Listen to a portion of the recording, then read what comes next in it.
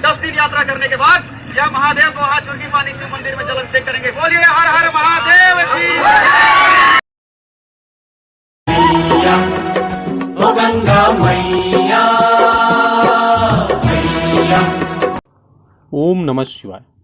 साथियों, आज तक आपने बहुत सारी कांवड़ यात्रा देखी होगी और उसके बारे में सुना होगा, लेकिन आज हम जिस कांवड़ यात्रा की बात करने जा रहे हैं, ऐसी कांवड़ यात्रा न तो आपने इससे पहले कभी देखी होगी और ना सुनी होगी।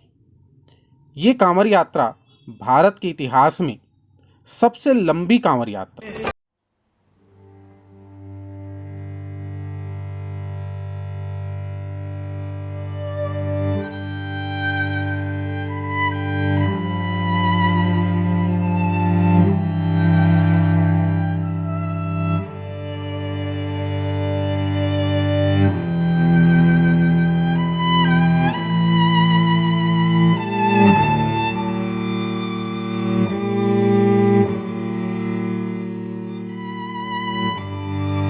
इसी संकल्प और विश्वास के साथ बाबा विश्वनाथ की नगरी से 60 कांवरियों का दल गंगा जल लेकर 360 किलोमीटर की दूरी तय करने का दृढ़ निश्चय करते हुए 17 जुलाई 2022 को बाबा विश्वनाथ की नगरी वाराणसी से छत्तीसगढ़ के मेन पार्ट में स्थित चुरकी पानी मंदिर में जलाभिषेक करने के लिए निकली।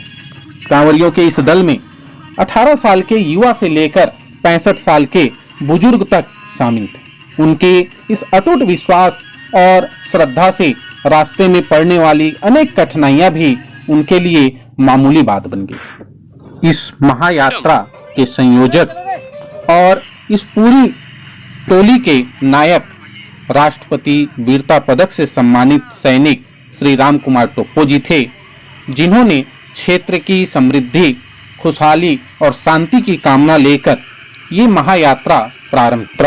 काफी लंबी और कठिन थी, पर इससे भी मजबूत थे इनके इरादे। जब सच्चे मन से श्रद्धा के रास्ते पर चलते हुए कोई कार्य किया जाता है तो चाहे छाले पड़े, पैर कटे, ये दिखाई नहीं देता, महसूस नहीं होता, सिर्फ संकल्प दिखाई देता है। और इसी संकल्प के दम पर नाचते गाते 360 किलोमीटर की ये 10 दिनों की लंबी यात्रा इन्होंने बड़े ही सहज ढंग से किस तरह से पूरी की, आइए देखें। बोले बाबा तेरी क्या ही बात है, बोले शंकरा तेरी क्या ही बात है।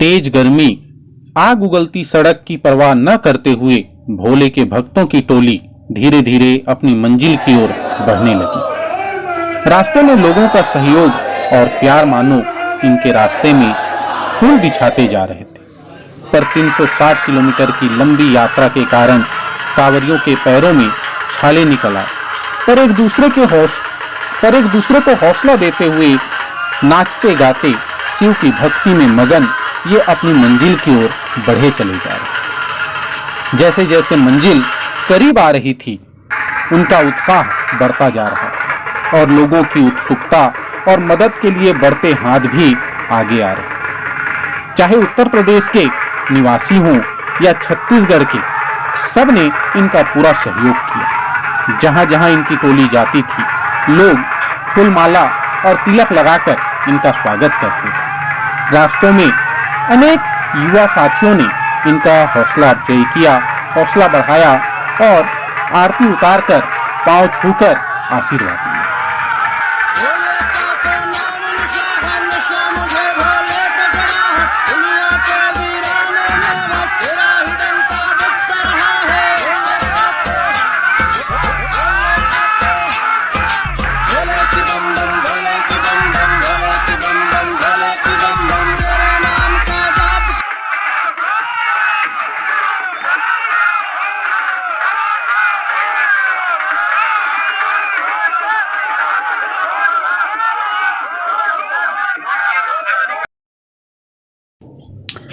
अपनी यात्रा के 90वें दिन जैसे ही इन शिव भक्तों की टोली सीतापुर के पावन भूमि पर पहुंची, यहाँ के गणमान्य नागरिकों और शिव भक्तों की टोली ने इनका बड़े ही उत्साह से स्वागत किया और जगह जगह भारत माँ की जय और बोल बम के नारे लगते।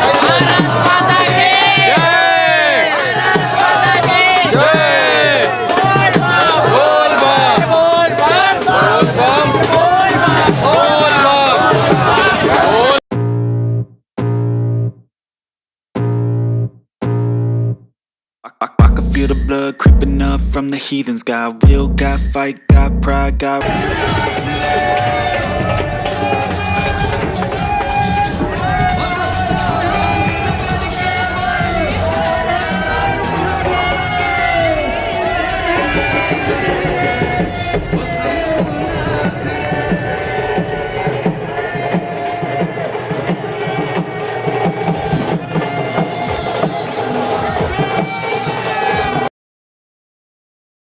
सीतापुर के अग्रसेन भवन में सहयोग फाउंडेशन और गणमान्य नागरिकों के समूह के द्वारा इनका स्वागत सत्कार किया गया और रात्रि विश्राम की व्यवस्था सीतापुर में की गई, जहां इन्हें भोजन के बाद विश्राम दिया गया और यहां से ही इन्होंने सुबह तुर्की पानी के लिए अपनी यात्रा प्रारंभ की।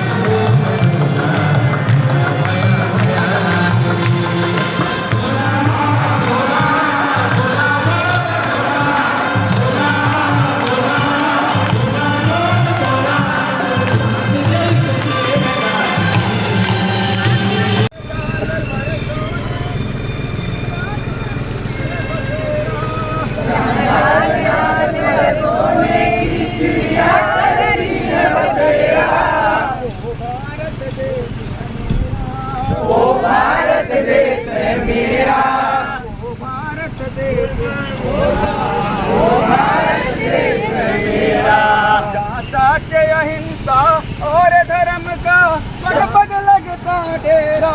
सत्य अहिंसा और धर्म का पग पग लगता डेरा।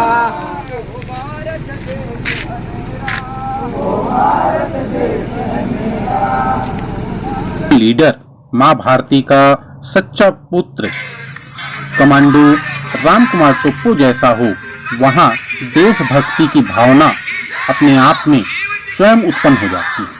इसी तरह से ये हंसते गाते एक दूसरे को हौसला देते हुए आगे बढ़ते जा रहे हैं। मेरा भोला है भंडारी, करे सबकी है रखवाली।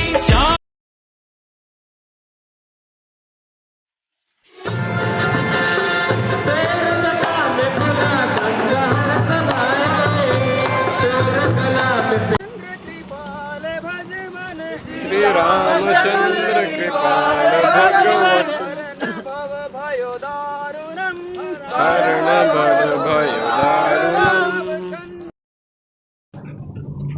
यात्रा के बारे में राम कुमार टोप्पो जी का क्या कहना है, आइए उन्हीं से सुनते ये हैं। एक ऐतिहासिक यात्रा है, जैसे कि आप जानते हैं, और कहा जा रहा है कि भारतवर्ष में एक लंबी कांवड़ यात्रा है। और मैं चाहता हूं कि इस यात्रा को देश के प्रति समर्पित की जाए। और एक विद्यार्थी जो होता है वही देश का न्यों होता है।